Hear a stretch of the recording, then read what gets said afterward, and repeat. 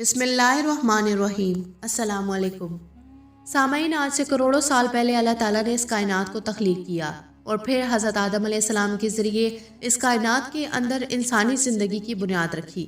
इस तरह अल्लाह ताला ने इस रुए ज़मीन के ऊपर बेशुमार कौमों के लोग आबाद किए और इन कौमों की तरफ अपने बेशुमार अनबिया कराम को मबूस फरमाया। हर एक कौम की तरफ मुख्तलिफ अनबिया कराम उनकी रिश्तों हदायत के लिए तशरीफ़ लाए, यहाँ तक कि 1,24,000 अनबिया कराम इस रुए ज़मीन पर जलवाए अफरोज़ हुए।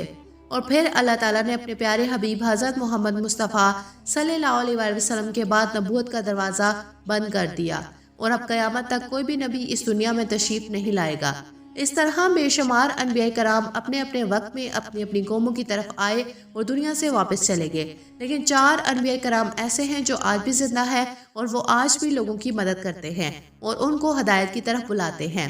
ये 4 अनबिया कराम कौन कौन से हैं और अल्लाह ताला ने इन अनबिया कराम को किस वजह से जिंदा रखा है और इनके जिंदा रहने की कौन सी वजूहात हैं, इन तमाम तर सवालात के जवाबात आज की इस वीडियो में हम आपको बताएंगे। लिहाजा आपसे गुजारिश है कि हमारी वीडियो को आखिर तक ज़रूर देखिएगा। सामईन, मुख्तलिफ रवायात और हदीस मुबारका की रोशनी में 4 ऐसे अनबिया कराम का जिक्र मिलता है जिनको अल्लाह ताला ने आज भी जिंदा रखा है, लेकिन यहाँ सवाल ये पैदा होता है कि इन 4 नबियों को अल्लाह ताला ने किस वजह से जिंदा रखा है और ये 4 नबी कब तक जिंदा रहेंगे। पहले नबी जिनको अल्लाह ताला ने मौत नहीं दी और जिनके हमेशा जिंदा रहने का जिक्र खुद कुरान पाक में मिलता है, वो हज़रत ईसा अलैहिस्सलाम हैं। जब हज़रत ईसा अलैहिस्सलाम ने नबूवत का ऐलान किया तो उन्होंने अपने इर्द गिर्द के लोगों को जमा करके फरमाया कि मैं अल्लाह ताला की तरफ से भेजा हुआ नबी हूँ और मैं दावत हक देने के लिए भेजा गया हूँ। लेकिन जिस कौम की तरफ अल्लाह ताला ने हज़रत ईसा अलैहिस्सलाम को भेजा वो कौम यहूदी कौम थी और उनकी किताब में ये वाज़ह लिखा हुआ था कि अल्लाह ताला का एक नबी आएगा जो यहूदियों के दीन को ख़त्म कर देगा। इसी डर की वजह से यहूदियों ने हज़रत ईसा अलैहिस्सलाम को कत्ल करने का मंसूबा बनाया कि अगर हज़रत ईसा अलैहिस्सलाम जिंदा रहे तो हमारे दीन को ख़त्म कर देंगे।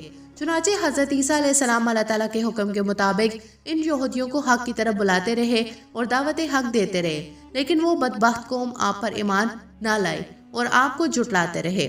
जब हज़रत ईसा अलैहिस्सलाम को यकीन हो गया कि ये लोग अब मेरी किसी बात का यकीन नहीं करेंगे तो आप निहायत रंजीदा हुए। उनमें से कुछ लोग ऐसे थे जिन्होंने कहा कि हम मुसलमान हुए और यकीनन आप हमारी बख्शिश का जरिया बनेंगे।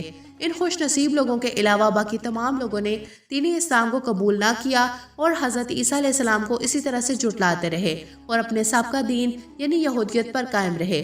चुनाचे जब ये चंद लोग हज़रत ईसा अलैहिस्सलाम पर ईमान ले आए तो यहूदियों ने देखा कि अगर इसी तरह से लोग हज़रत ईसा अलैहिस्सलाम पर ईमान लाते रहे तो हमारा दीन ख़त्म हो जाएगा, क्यों ना हो कि हज़रत ईसा अलैहिस्सलाम को दावत हक देने से रोका जाए, यानी मुआज़ल्लाह उनको कत्ल कर दिया जाए।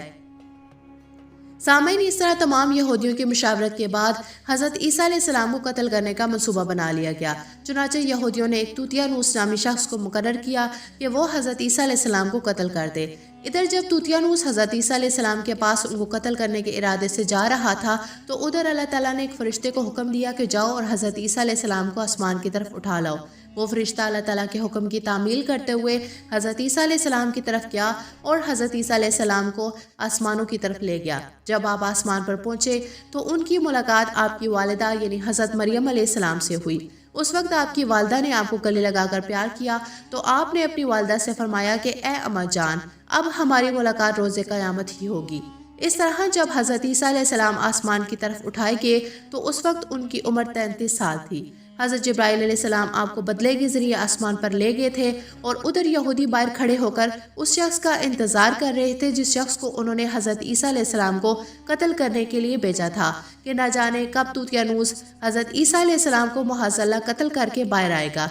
इस तरह जब काफ़ी देर गुजर गई लेकिन वो शख्स वापस ना आया तो उस वक्त तमाम यहूदी हज़रत ईसा अलैहिस्सलाम की घर की तरफ गए कि आखिर देखें माजरा क्या है। उन्होंने वहाँ एक शख्स को पाया जिसका चेहरा हज़रत ईसा अलैहिस्सलाम जैसा था। उन्होंने उसको कत्ल कर दिया और कत्ल करने के बाद उन्होंने देखा कि ये चेहरा तो हज़रत ईसा अलैहिस्सलाम जैसा है, पर ये तो हमारा भेजा हुआ वो शख्स है यानी तूतियानूस है जिसको हमने हज़रत ईसा अलैहिस्सलाम के कत्ल के लिए भेजा था। ये माजरा देखकर तमाम यहूदी परेशान हो गए और 2 ग्रोह के अंदर तकसीम हो गए और तमाम यहूदी आपस में लड़ने लगे। اس لڑائی کے اندر بہت سارے یہودیوں کا قتل عام ہوا، جس طرح کہ اللہ تعالیٰ سورہ نساء کے اندر فرماتے ہیں کہ ان کے اس کہنے کی وجہ سے کہ ہم نے اللہ تعالیٰ کے رسول حضرت عیسیٰ علیہ السلام کو قتل کر ڈالا، حالانکہ انہوں نے ان کو قتل نہ کیا اور نہ ہی انہیں سولی پر چڑھایا، مگر ان کے لیے کسی کو حضرت عیسیٰ علیہ السلام کا ہم شکل بنا دیا گیا، اور بے شک جو لوگ ان کے بارے میں اختلاف کر رہے ہیں وہ شک میں پڑے ہوئے ہیں اور ان کے پاس کچھ بھی علم نہیں۔ اللہ تعالیٰ نے حضرت عیسیٰ علیہ السلام کو آسمانوں کی طرف اٹھا لیا تھا اور یقیناً وہ قتل نہیں کیے گئے، اور اللہ تعالیٰ غالب اور حکمت والا ہے۔ حدیث نبی ہے کہ نبی کریم صلی اللہ علیہ وآلہ وسلم نے فرمایا کہ حضرت عیسیٰ علیہ السلام قیامت سے پہلے زمین پر تشریف لائیں گے اور سنت نبی کے مطابق زندگی گزاریں گے۔ حضرت عیسیٰ علیہ السلام صلیب کو توڑیں گے اور دجال کا جڑ سے خاتمہ کریں گے، اور حضرت عیسیٰ علیہ السلام تقریباً 7 برس تک اس دنیا کے اندر زندگی گزاریں گے اور اللہ کے دین کو عام کریں گے۔ آپ کو مدینہ کی سرزمین میں گنبد خضرا میں دفن کیا جائے گا، اور جو لوگ یہ عقیدہ رکھتے ہیں کہ حضرت عیسیٰ علیہ السلام معاذ قتل ہو گئے یا سولی پر لٹکائے گئے، وہ دار اسلام سے خارج ہیں اور وہ کفر کر رہے ہیں۔ سامعین، اب ہم بات کریں گے جن کو اللہ تعالیٰ نے زندگی عطا فرمائی، وہ حضرت خضر علیہ السلام ہیں۔ حضرت خضر علیہ السلام ظاہری طور پر اس وقت اس دنیا میں تشریف لائیں گے جب دجال اس دنیا کے اندر ظاہر ہو چکا ہوگا اور اس دنیا کے اندر اپنا فتنہ و فساد پھیلا رہا ہوگا، اور دجال لوگوں کو اللہ تعالیٰ کے دین سے دور کرے گا۔ اس وقت حضرت خضر علیہ السلام لوگوں کو اللہ تعالیٰ کے دین کا حکم دیں گے اور ان کو اللہ تعالیٰ کی وحدانیت کی طرف بلائیں گے، اور ایک دوسری روایت میں آتا ہے کہ حضرت محمد مصطفیٰ صلی اللہ علیہ وآلہ وسلم صحابہ کرام کو حضرت خضر علیہ السلام کا قصہ سنا رہے تھے۔ آپ نے فرمایا کہ حضرت خضر علیہ السلام کے والد ایک بادشاہ تھے جو حضرت عیسیٰ علیہ السلام کو اپنی بادشاہت سے نوازنا چاہتے تھے، لیکن حضرت خضر علیہ السلام کو دنیا کی بادشاہت پسند نہ آئی، تو حضرت خضر علیہ السلام نے اپنے والد کی سلطنت کا جانشین بننے سے انکار کر دیا اور اپنے والد سے ناراض ہو کر جنگلوں کی طرف چلے گئے، اور وہاں آپ عبادت الہی میں مصروف ہو گئے جہاں ان کو کوئی بھی ڈھونڈ نہ سکا، اور اسی دوران آپ کا گزر آب حیات کے چشمے سے ہوا۔ اس سے پانی پی کر آپ تا حیات زندہ رہنے میں کامیاب ہو گئے، اور آپ کے تا حیات زندہ رہنے کا ذکر مختلف روایات میں ملتا ہے۔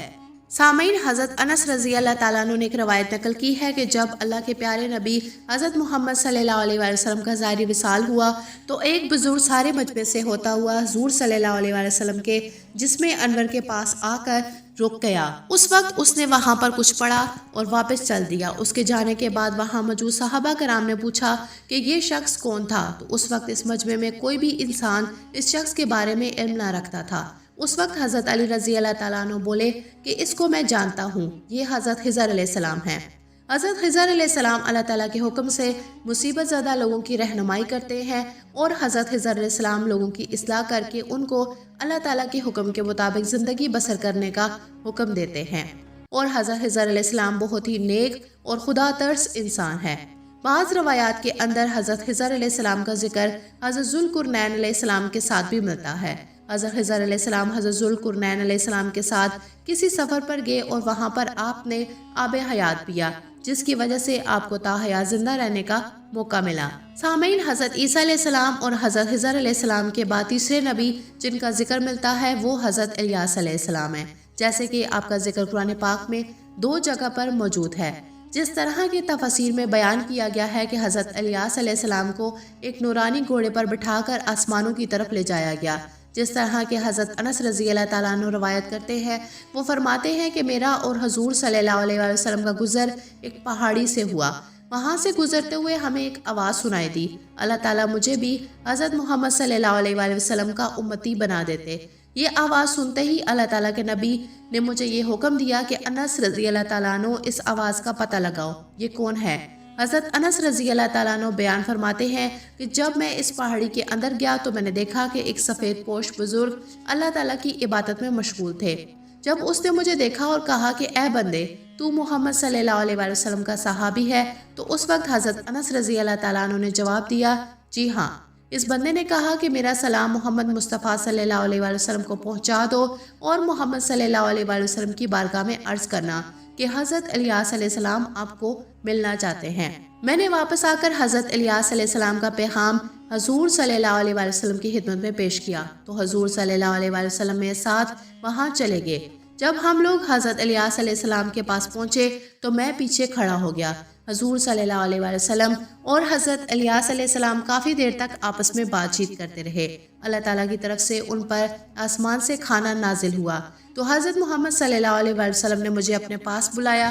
اس طرح ہم تینوں نے مل کر کھانا کھایا، اور جب کھانا ختم ہوا تو میں نے دیکھا کہ ایک سفید پرندہ آسمان سے نیچے کی طرف آ رہا ہے۔ وہ بندہ حضرت الیاس علیہ السلام کے پاس آیا۔ حضرت الیاس علیہ السلام اس پرندے پر سوار ہو کر آسمان کی طرف چلے گئے۔ بعض علماء کرام نے لکھا ہے کہ حضرت خضر علیہ السلام ہر رمضان شریف میں بیت المقدس میں تشریف لاتے ہیں اور وہاں پر روزے رکھتے ہیں اور حج کے موقع پر حج ادا کرتے ہیں۔ یہ دونوں نبی مختلف مقامات پر مصیبت زدہ لوگوں کی مدد کرتے ہیں۔ سامعین، اب بات کرتے ہیں چوتھے نبی کی جو آج بھی زندہ ہیں۔ وہ حضرت ادریس علیہ السلام ہیں جن کے زندہ ہونے کی روایات ملتی ہیں۔ جس طرح اللہ تعالیٰ نے سورہ مریم کے اندر ارشاد فرمایا کہ وہ ایک نیک اور پرہیزگار انسان اور نبی تھے۔ اللہ تعالیٰ نے حضرت ادریس علیہ السلام کو جنت سے اٹھا لیا تھا۔ سامعین، شب معراج کی رات چوتھے آسمان پر حضرت محمد صلی اللہ علیہ وسلم اور حضرت ادریس علیہ السلام کی ملاقات ہوئی تھی۔ حضرت ادریس علیہ السلام کا چھٹے آسمان پر ہونے کا ذکر ملتا ہے۔ حضرت ادریس علیہ السلام زمین کی سیر و سیاحت کے ساتھ ساتھ اللہ تعالیٰ کے ذکر میں مشغول رہا کرتے تھے۔ حضرت ابن عباس رضی اللہ تعالیٰ عنہ فرماتے ہیں کہ حضرت ادریس علیہ السلام ایک درزی کا کام کیا کرتے تھے۔ آپ کپڑوں کی سلائی کرتے تھے اور اللہ تعالیٰ کا ذکر بلند کرتے رہتے تھے۔ جب شام ہوتی تو آپ کی نیکیاں بے تحاشا ہو جاتی۔ زمین پر رہنے والے انسانوں میں سے سب سے زیادہ نیکیاں حضرت ادریس علیہ السلام کی ہوتی اور آپ کی اللہ تعالیٰ کے ہاں بے شمار نیکیاں ہو جاتی۔ حضرت ادریس علیہ السلام کو زندہ آسمانوں کی طرف اٹھا لیا گیا تھا۔ ایک مرتبہ ملک الموت علیہ السلام حضرت ادریس علیہ السلام کی خدمت میں حاضر ہوئے تو حضرت ادریس علیہ السلام نے کہا کہ مجھے موت کا ذائقہ چکھنا ہے۔ چنانچہ آپ کے کہنے پر ملک الموت نے آپ کی جان نکالی اور پھر اللہ تعالیٰ کے حکم سے آپ کو زندہ کر دیا۔ آپ نے فرشتے سے درخواست کی کہ میں دوزخ کو دیکھنا چاہتا ہوں۔ پھر آپ کو دوزخ میں لے جایا گیا اور وہاں کی سیر کروائی گئی۔ پھر آپ نے جنت کی سیر کرنے کا ارادہ کیا تو آپ کو جنت کی سیر کروائی گئی اور آپ کو جنت میں داخل کر دیا گیا۔ جنت کو دیکھنے کے بعد حضرت ادریس علیہ السلام نے یہ فیصلہ کیا کہ اب میں یہیں پر رہنا پسند کروں گا۔ چنانچہ فرشتے نے آپ کو کہا کہ آپ اپنے مقام کی طرف واپس چلے جائیں۔ اللہ تعالیٰ کی طرف سے اس فرشتے کو حکم ملا کہ حضرت ادریس علیہ السلام کو یہیں پر رہنے دیا جائے۔